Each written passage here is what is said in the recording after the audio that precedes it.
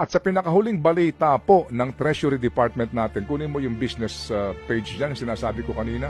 Anong sinasabi dito sa balita? Budget deficit reached 1.2 trillion pesos in first 11 months. Yan po ay mula nga January to November 2024, mga kapatid. 1.2 trillion pesos budget deficit. O, hulugan mga kapatid, opo.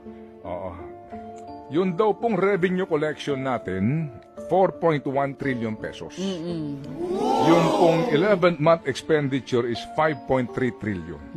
Kaya 1.2 trillion ang ating deficit. Tama. So we're spending so much doon sa ating kinikita. Oo.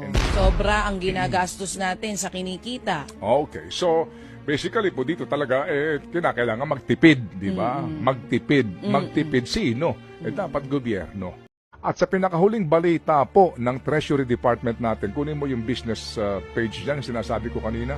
Anong sinasabi dito sa balita? Budget deficit reached 1.2 trillion pesos in first 11 months. Yan po ay mula nga January to November 2024, mga kapatid.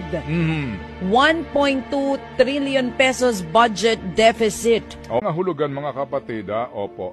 Oo. Yun daw pong revenue collection natin, 4.1 trillion pesos. Yung pong 11th-month expenditure is 5.3 trillion. Kaya 1.2 trillion ang ating deficit. Tama. So we're spending so much doon sa ating kinikita. Oo.